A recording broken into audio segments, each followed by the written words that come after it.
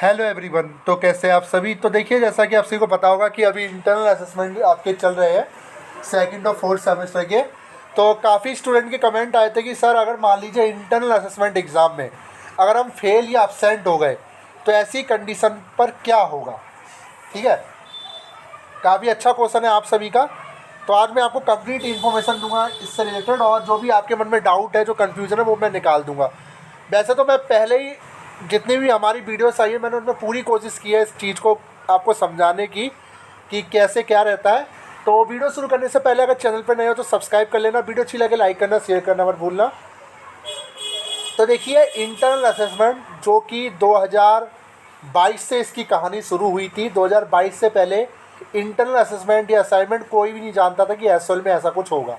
But NEP जब से लागू हुआ, सिस्टम आया, नया पोर्टल लॉन्च किया गया, देन उसके बाद अब वो उसी पोर्टल पे आपका असेसमेंट जो है वो कराया जा रहा है, क्योंकि यूनिवर्सिटी की मजबूरी है भाई, पीछे से ऑर्डर है, कोई गाइडलाइन है तो उसको कराना ही पड़ेगा, कंपलसरी रह जाता है। अब बात कर लेते हैं इंटरनल असेसमेंट की, जिसका वेटेज आपका 25% का है। जी हाँ, एक्चुअली होता ये है कि 75 मार्क्स का आपका पेपर का वेटेज होता है, जो कि 90 नंबर का पेपर बेशक आए, बट 75 मार्क्स का आपका वेटेज होता है पेपर, थ्योरी पेपर का। और मैं जो इंटरनल असेसमेंट जो 70 नंबर का आपसे पूछा जा रहा है उसका वेटेज आपका कितना होता है, उसका वेटेज आपका होता है 25 नंबर का, यानी टोटल 100 नंबर से आपका जो भी नंबर बनता है, बेशक अगर आप जोड़ोगे तो 160 बैठेंगे, क्योंकि 90 और 70, बट जो वेटेज बनता है, वेटेज वो आपका 75% आपका थ्योरी का रहता है। ठीक है, क्योंकि पहले भी स्टूडेंट कहते थे कि सर ये 75 मार्क्स का पेपर क्यों आ रहा है, 25 नंबर कहाँ गया, क्योंकि वो रेगुलर में असेसमेंट होता था। तो और ये जो 70 नंबर का असेसमेंट हो रहा है 25 नंबर का आपका होता है। अब बात कर लेते हैं कि अगर मान लीजिए अगर इसमें हम फेल हो गए या एब्सेंट हो गए तो क्या होगा। एब्सेंट इसलिए कह रहा हूँ, काफ़ी स्टूडेंट अगर मान लीजिए वो नहीं दे पा रहे या पोर्टल काम नहीं कर रहा, ऐसी कंडीशन में क्या होगा। तो एक चीज़ मैं आपको बता दूँ, देखिए बहुत बड़ा जो हिस्सा इसका वेटेज का है वो है आपकी थ्योरी का पेपर। जी हाँ, थ्योरी का पेपर 90 नंबर का होता है, जो कि 75 यानी 75 मार्क्स आपका कंसीडर करता है। वहीं 70 नंबर का आपका इंटरनल असेसमेंट होता है, जो कि 25 मार्क्स आपका कंसीडर करता है। तो अब एक अनुमान लगाइए, पासिंग क्राइटेरिया आपका 40% है। ठीक है, 40% आपको लेकर आने हैं। अगर आप वो 40% नंबर अगर आप थ्योरी के पेपर में लेकर आ जाते हो, क्या आप पास नहीं होगे? मुझे बताइए, हो सकते हो नहीं हो सकते? बिल्कुल हो सकते हो। अब आप कहोगे सर अगर इंटरनल असेसमेंट फेल हो गए तो क्या होगा। एक्चुअली होता ये है कि अभी जैसे कि आपने देखा होगा कई रिजल्ट ऐसे हैं, उनकी जो मार्कशीट आई हुई है, इंटरनल असेसमेंट का एक कंपोनेंट बना हुआ है जिसमें आपका ट्यूटोरियल रहता है, एक असेसमेंट रहता है। तो ये कंफर्म नहीं हो पा रहा कि जो दिल्ली विश्वविद्यालय जो नंबर दे रहा है वो दोनों को मिला के दे रहा है, ट्यूटोरियल किसे कंसीडर कर रहा है ना, असेसमेंट किसको कंसीडर कर रहा है, क्योंकि हम नेट ग्रेड पे फोकस करते हैं। हम ये देखते हैं नेट ग्रेड पे कितने परसेंटेज है, कितनी ग्रेड है, अभी पास या फेल है। अब बाकी जो कंपोनेंट बने हुए 2 से 3 है वो कंसीडर किसको कर रहा है ये कंफर्म नहीं हो पाता। इसी वजह से ये क्लियरिटी नहीं दी गई एसओएल की तरफ से कि इसका पासिंग क्राइटेरिया बेसिकली है क्या। तो हम 40% लेके चलते हैं। मैं हर बार की तरह मैं इस बार भी बोल रहा हूँ, तो 40% आपको दोनों को मिलाकर लेकर आने हैं। मान लीजिए अगर आपने असेसमेंट ना भी दिया, बाई चांस अगर आप छूट जाते हो, तो ऐसी कंडीशन होगा ये कि जो इंटरनल असेसमेंट वाला जो पोर्शन होगा उसमें आपका एफ या ए भी शो कर जाएगा। बट आपने थ्योरी का पेपर दिया, आपका थ्योरी का पेपर काफ़ी अच्छा गया, पर नेट ग्रेड आपका पास हो जाओगे। बट जो वो पोर्शन है, जो वो सेक्शन होगा जहाँ पे इंटरनल असेसमेंट जो ट्यूटोरियल जिसको वो कंसीडर करते हैं, वो हमें नहीं पता कैसे कंसीडर कैलकुलेशन होती है, तो उस वहाँ पे या तो अपसेंट हो जाएगा या एफ आ जाएगा। ऐसी कंडीशन में होता ये है कि वो देखने में अच्छा नहीं लगता, मतलब लगता है यार ये क्या है। बट अगर ईआर नहीं है, मैं सिंपल सी बात कर रहा हूँ, देखिए मैं बार बार इसी चीज़ को फोकस करता हूँ कि ईआर नहीं होना चाहिए बस किसी सब्जेक्ट का। अगर ईआर है तो इसका मतलब है कि वो पेपर आपको दोबारा से देना पड़ेगा।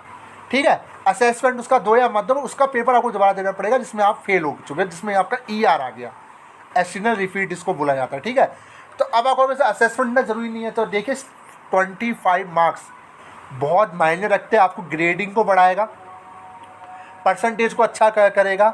अगर थ्योरी में नंबर कम आते हैं तो इससे ये नंबर जुड़ के आपको पास भी करा सकता है। तो कुल मिला के बात ये कहूँगा कि 25 मार्क्स जो आपका यानी जो 70 नंबर का कंसीडर किया जा रहा है, इसीलिए इतना इम्पोर्टेंट है।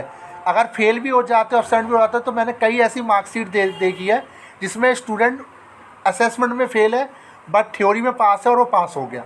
है ना, क्यों? क्योंकि वो अच्छे नंबर लेगा। तो 40% आपको लेकर आने हैं दोनों को मिला के। अगर एक में नहीं आ रहे तो अगर दूसरे में आ रहे तो आप पास हो जाओगे, ठीक है। तो ये चीज़ मैं बार बार चीज़ को कहता हूँ, क्योंकि अभी एसओ की तरफ से कोई पासिंग क्राइटेरिया इसको लेकर नहीं निकाला गया, ठीक है। तो ज़्यादा सोचने की ज़रूरत है नहीं असेसमेंट को लेकर।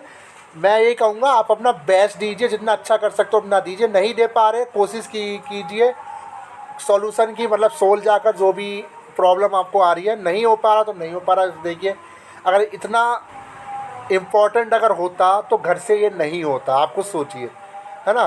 तो मैं आपसे एक चीज़ कहूँगा, इम्पॉर्टेंट होते हुए भी एक तरीके से इम्पॉर्टेंट इसीलिए नहीं है, क्यों? क्योंकि ये उस तरीके से इसको प्रमोट नहीं किया गया एसओ की तरफ से।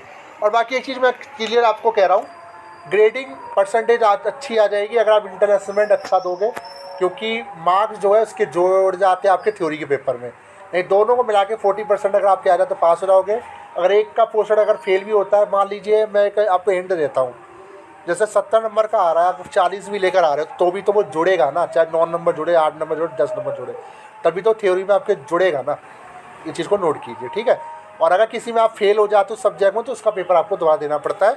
और कई चांसेस में होता है कि आपका असेसमेंट भी दोबारा हो जाता है अगर पोर्टल में अगर शो हो जाता है, ठीक है। वो तो पोर्टल आप चेक करते रहिए, अगर प्रीवियस ईयर के किसी भी असेसमेंट में अगर आप फेल हो या नहीं दे पाए हो, अगर पोर्टल में वो शो कर जाएगा अगर आप उसके लिए एलिजिबल रहोगे, ठीक है। तो सिंपल सी कहानी है, मैंने आपको बता दी कि 90 नंबर का जो पेपर होता है वो 75 मार्क्स को वेटेज है, और जो 70 नंबर का पेपर होता है वो 25 मार्क्स इंटरनल असेसमेंट का वेटेज होता है। ये 100 नंबर आप जोड़ के चलिए, जो कि दिल्ली विश्वविद्यालय के अंदर 160 कंसिडर किया जाता है, इसका वेटेज 100 ही होता है, ठीक है। तो बाकी आप देख लेना, मैंने आपको क्लियर कर दिया, अपना दीजिए। काफ़ी स्टूडेंट मुझे लगता है नहीं दे पाएंगे, कोई प्रॉब्लम आ रहा है उनको, कोशिश कीजिए दीजिए, इससे ग्रेडिंग अच्छी होगी, पास होने के चांसेस काफ़ी ज़्यादा बढ़ जाते हैं। मेहनत थोड़ी कम करनी पड़ती है, अगर नहीं दे पा रहे तो थ्योरी के पेपर में ज़्यादा फोकस कीजिए अगर असेसमेंट आपका ख़राब गया है, क्योंकि देना है, सिंपल सी बात है, ठीक है। Thank you so much.